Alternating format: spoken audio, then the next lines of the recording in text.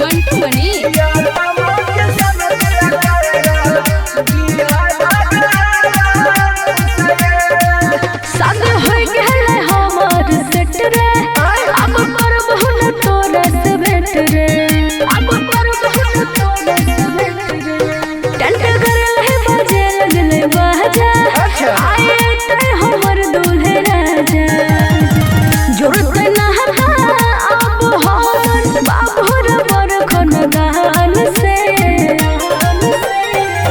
दूर होई जैभी जब पगली तू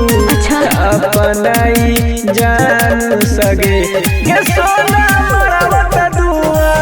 या तमा के सन दिल कर दिया भगवान सगे गे सोना मरवत दुआ या तमा के सन दिल कर दिया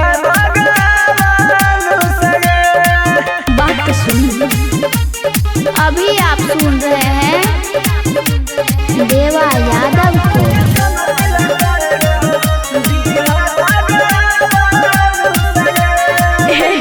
सखी सहेली रहता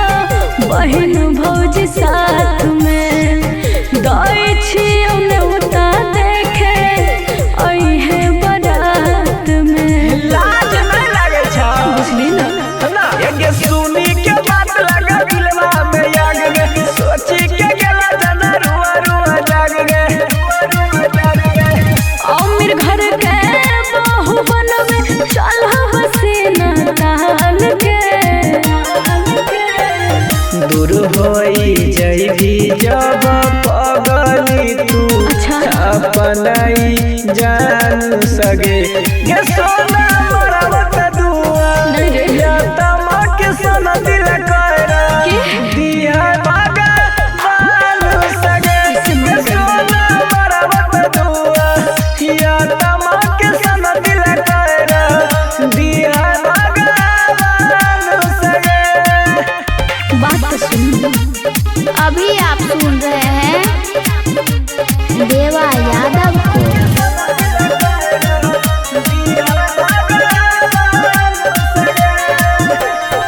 देहिया रहते दोसर के भोले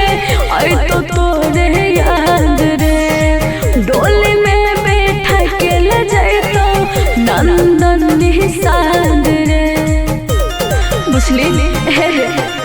हे गे जे करे के छछर छौरिया गे मरिए जइतो तोरी देवा यादव गे